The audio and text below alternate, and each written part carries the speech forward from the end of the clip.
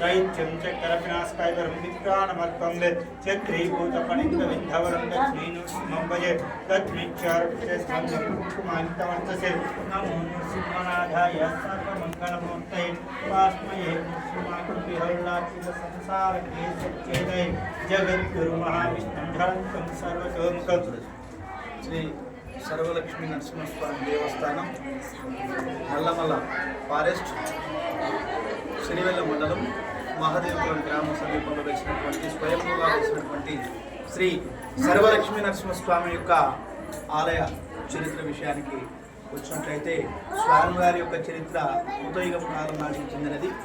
అదేవిధంగా ఇప్పుడు మనకు కనిపించేటువంటి ఈ యొక్క స్వామివారు అహోబలి నుంచి ఇక్కడికి రావడం జరిగింది.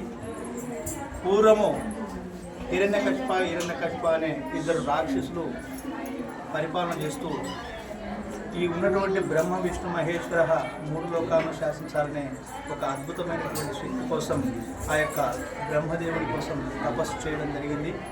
ఆయన కోరుకున్న విధంగానే బ్రహ్మదేవుడు ప్రత్యక్షమై, నాయన నీకు ఏ మూలం కావాలన్నా కోరుకో అంటే, ఓ తండ్రి, ఈ బ్రహ్మ విష్ణు మహేశ్వర మూడు లోకాలను శాసించే ఒక అద్భుతమైనటువంటి శక్తిని నాకు ఇవ్వండి అని చెప్పగా, నాయన దైవలోకం జోలికి రావద్దు, రెండు లోకాలకు మాత్రమే నువ్వు అర్హుడవని ప్రసాదం ఇవ్వడం జరిగింది. రెండు లోకాలు. ఆ రెండు లోకాలు తీసుకున్నటువంటి హిరణ్యకశిపుడు తిరిగి ఇంటికి వెళ్ళడం జరిగింది. అదే సమయానికి తన భార్య అయినటువంటి లీలావతి లేక 12 బిడ్డకు జన్మనిచ్చింది. ఆ పిల్లవాడి పేరు భక్త ప్రహ్లాద అని పేరు పెట్టుకోవడం జరిగింది. ఆ పిల్లవాడు పెరిగి పెద్దవాడవుతున్నాడు. వేద విద్యాభ్యాసం కోసం గురువు దగ్గరికి తీసుకుని వెళ్ళి ఆ యొక్క సకల విద్యలని నేర్పించమని ఆ గురువు గారికి దక్షిణ సైత తాంబూలాలు ఇచ్చి పిల్లవాడిని ఆ యొక్క వేద పాఠశాలలో వెళ్ళడం జరిగింది. హిరణ్యకశిపుడు ఆ యొక్క గురువు గారు ఆ ప్రహ్లాదుని చక్కగా ఒక బండరాయి పైన కూర్చోబెట్టుకొని, నాయన ఓం నమ శివాయ అని పలుకుంటూ రాయి నాయన అంటే, ఓం నమో నారాయణాయ అని దీపిగా సమాధానం ఇవ్వడం జరిగింది. నాన్న ఓం నమ శివాయ అని పలకమంటే ఓం నమో నారాయణాయ అని. నాయన నీకు విద్యలు నేర్పించడం సాక్షాత్ భగవంతుడైనటువంటి శ్రీమన్నారాయణ తప్ప మా వల్ల కాదని ఆ యొక్క పిల్లవాడిని ఇంటికి తీసుకుని వచ్చి అప్పచెప్పడం జరుగుతుంది. అప్పుడు హిరణ్యకశిపుడు పిల్లవాడిని కఠినమైనటువంటి శిక్షలు గురి చేస్తూ అక్కడ ఉన్నటువంటి బండరాయి మీద నుంచి దొబ్బి వేయడం జరిగింది పిల్లవాడిని. ఆ పిల్లవాడు లోయలో పడిన వెంటనే స్వామివారు రక్షించి మళ్ళా తిరిగి పై స్థానానికి ఇసిరివేయగా యథాస్థానంగా మళ్ళీ నడుచుకుంటూ రావడం జరిగింది ప్రహ్లాదుడు. అయ్యో, ఇప్పటికి 2 సార్లు నేను కొండ మీద నుంచి తోశానే, అయినా కూడా మృత్యువు లేకుండా వస్తున్నాడు బాబు, ఇది ఎలా సాధ్యమని మూర్ఖంగా ఆలోచన చేస్తూ, ఒరే మూర్ఖుడా, భగవంతుడు ఉన్నాడా అని అడుగుతాడు. ఓ తండ్రి, నోటికి ముమ్మాటికి భగవంతుడు ఉన్నాడు, భగవంతుడు లేనటువంటి స్థలం అంటూ ఏమీ లేదు, ఇందు లేడు అందులో సందేహం వలదు, ఎక్కడ చూసినా నా శ్రీహరి అంటాడు. మరి ఈ రాజస్తంభంలో ఏమన్నా ఉన్నాడేమో చూపించరా అని అడుగుతాడు. అవును తండ్రి, ఈ రాజస్తంభంలోనే నా యొక్క మహావిష్ణువు ఉన్నాడంటే, అప్పుడు తన దగ్గర ఉన్నటువంటి గదను తీసుకుని హిరణ్యకశిపుడు ఆ యొక్క ఉగ్రస్తంభాన్ని కొట్టగా స్వామివారు ఉద్భవించడం జరిగింది. ఎప్పుడైతే ఉద్భవించి నరసింహస్వామి బయటికి వచ్చి ఆ హిరణ్యకశిపుడిని చీల్చి చండాడి చంపివేసి తన పేగులను మెడకు ధరిస్తాడు స్వామివారు. ఆ విధంగా ఉగ్ర రూపంలో వస్తూ ఉన్నప్పుడు స్వామివారిని శాంతింపజేయడం కోసం శ్రీమతి శ్రీదేవి భూదేవి సమేతస్య శ్రీదేవి లక్ష్మీదేవి అమ్మవారు గాను మరియు భూదేవి అమ్మవారు చంద్రలక్ష్మి అమ్మవారు అవతారమెత్తి స్వామి ఎదురుగా వచ్చి భక్త ప్రహ్లాదుతో సహా సకల దేవతలందరూ స్వామివారిని శాంతింపజేయడం జరిగింది. ఆ విధంగా శాంతింపజేసుకున్న తర్వాత శాంతలక్ష్మీ నరసింహస్వామిగా కొలువుదీరుతాడు అహోబిల లక్ష్మీ నరసింహస్వామి. ఆ విధంగా శాంతింపజేసుకున్న తర్వాత ఇద్దరు అమ్మవారిని చక్కగా వెంటబెట్టుకొని దగ్గరలో ఉన్నటువంటి ఉమామహేశ్వర స్వామి సన్నిధానం ఎందుకు తీసుకుని వచ్చి కొండను పందిరిగా వేసి తన వివాహ వేడుకలు అంగరంగ వైభవంగా జరగాలని సకల దేవతలందరినీ తన వివాహ వేడుకలకు ఆహ్వానించుకొని సకల దేవతల సమక్షంలో స్వామివారు శ్రీదేవి భూదేవి సమేత లక్ష్మీదేవి చంద్రలక్ష్మమ్మ వారిని అంగరంగ వైభవంగా వివాహం చేసుకోవడం జరిగింది. ఆ విధంగా వివాహం చేసుకున్న తర్వాత లక్ష్మీదేవిని అక్కడ కూర్చోబెట్టి తనకి ఇష్టమైనటువంటి భార్య అయినటువంటి చంద్రలక్ష్మమ్మ వారిని వెంటబెట్టుకొని మహానంది దర్శనానికి రావడానికి ఈ సొరంగ మార్గంలో వస్తూ ఉన్నాడు. ఈ సొరంగ మార్గంలో వస్తూ ఉన్నాడు.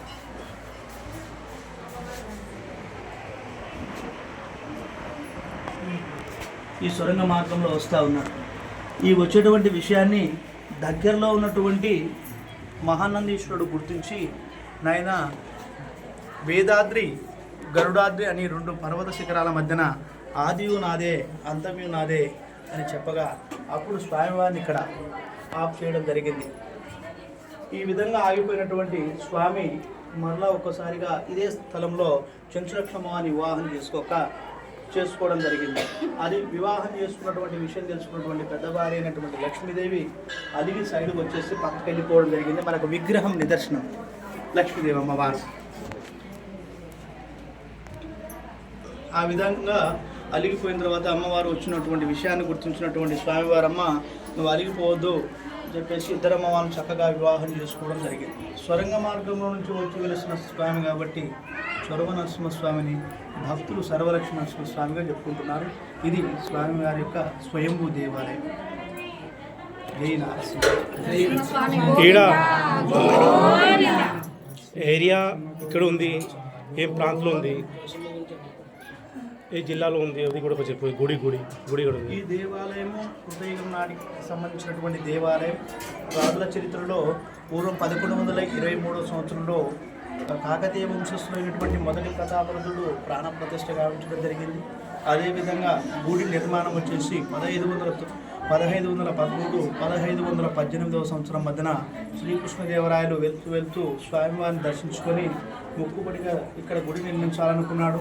తను అనుకున్న విధంగానే 21 రాతి స్తంభాలతో రాతి మండపం, అదేవిధంగా ధ్వజస్తంభము, కోనేరు, ఈ పాత మెట్లు నిర్మించడమే కాకుండా స్వామివారికి 20 ఎకరాల పొలాన్ని విరాళంగా ఇచ్చిన ఘనత శ్రీకృష్ణదేవరాయలు. అదేవిధంగా మనకు ధ్వజస్తంభం దరిదాపుగా 2017లో కురిసినటువంటి భారీ వర్షాల కారణంగా అది కటకమంతా కూడా శ్రీకృష్ణదేవరాయలు కట్టినటువంటి పాత కటకమంతా కూడా పడిపోవడం జరిగింది. ఆ యొక్క నిర్మాణానికి మళ్ళా మొత్తం ఆ పడిపోయినటువంటి కటకాన్ని మళ్ళా తొలగించి పెకలించి వేసి మళ్ళా తిరుమల తిరుపతి దేవస్థానం నిధులతో 1,60,00,000తో వర్క్ నిర్మాణం మొదలుపెట్టడం జరిగింది. ఆ యొక్క నిర్మాణము జరుగుతూ ఉండగా చివరి దశకు వచ్చే సమయానికి ఆ రాతి కటకం మళ్ళా చీలి పగిలిపోవడం జరిగింది. ఆ ఉన్నటువంటి మట్టి అదంతా తీసివేసి మళ్ళా పునర్నిర్మాణానికి 2025 సంవత్సరం మార్చి 3వ తేదీన మేము నిర్మాణం చేపడుతుండగా అక్కడ ఉన్నటువంటి ఫారెస్ట్ అధికారులు ఈ స్థలానికి సంబంధించినటువంటి మీకు ఏమైనా డాక్యుమెంట్స్ కానీ ఏమైనా ఉంటే మాకు ఇవ్వండి అని చెప్పి అడగటమే కాకుండా దేవస్థానం ఈ వర్క్ మీరు ఆఫ్ చేయండి, మీకు పర్మిషన్ లేదు, ఇది టైగర్ రిజర్వ్ జోన్లో ఉందని చెప్పడం జరిగింది. అదేవిధంగా ఆ పడిపోయినటువంటి కటకానికి పర్మిషన్ వచ్చినట్లయితే ఉన్నటువంటి ముందు భాగం నిర్మించడమే కాకుండా మళ్ళా నూతన పాత ధ్వజస్తంభం స్థానంలో మళ్ళా నూతన ధ్వజస్తంభం ప్రతిష్ఠ చేయడం జరుగుతుంది. అదేవిధంగా స్వామివారికి ప్రతి పౌర్ణమి స్వాతి నక్షత్రం రోజున స్వామివారికి అభిషేకము, కుంకుమార్చన, పూలంగి సేవ, అదేవిధంగా కలశ స్థాపన, స్వామివారికి కళ్యాణం మరియు సుదర్శన హోమ కార్యక్రమాలు జరగడమే కాకుండా మరియు అన్నదాన కార్యక్రమం కూడా జరుగుతుంది. ప్రతి పౌర్ణమి స్వాతి నక్షత్ర పర్వదినాల్లో ఈ యొక్క కళ్యాణ కార్యక్రమం చేస్తాం. అదేవిధంగా స్వామివారికి అతి పురాతనమైనటువంటి పారువేట కార్యక్రమాన్ని సంక్రమణ సమయంలో సంక్రాంతి 3 రోజులు తిరునాళ్ళు జరపడమే కాకుండా స్వామివారి పల్లవి ఉత్సవం కిందుగా వెళ్ళి కాసిరెడ్డి నాయన సమీపంలో అక్కడ కూర్చోబెట్టి అక్కడ నుంచి పారువేటను మేము మొదలు పెట్టడం జరుగుతుంది. ఇదంతా కూడా సుమారుగా 500 సంవత్సరాల నుంచి కూడా జరుగుతూ వస్తూ ఉంది. నంద్యాల కాడనా గిద్దలూరు రోడ్డు ఇది వచ్చేసి నంద్యాల నుండి విజయవాడ బైపాస్ నంద్యాల గిద్దలూరు 544D జాతీయ రహదారిలో వెలిసినటువంటి దేవాలయం.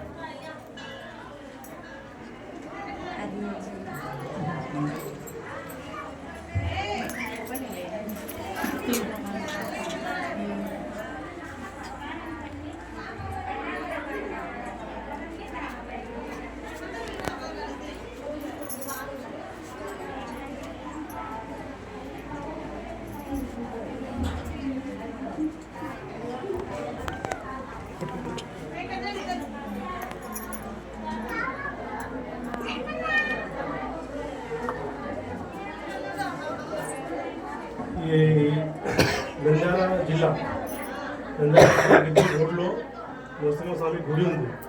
ఎవరైనా భక్తులు వస్తే ఇక్కడ వచ్చడానికి కోరుకుంటున్నా. మీరు నంద్యాలలో కానీ గిద్దలూరు కానీ వస్తే ఒకసారి నరసింహస్వామి గుడి కాడ రావాలి. మీరందరికీ కోరుకుంటున్నా. అందరికీ ఆశీర్వాద నరసింహస్వామి ఉండాలి. బోలో నరసింహస్వామికి జై. నా యూట్యూబ్ ఛానల్ నరేంద్ర జాదవ్. జై శ్రీరామ్. జై శ్రీరామ్. జై శ్రీరామ్. జై శ్రీరామ్. జై శ్రీరామ్. పైన విజువల్స్ తీసుకుంటాం.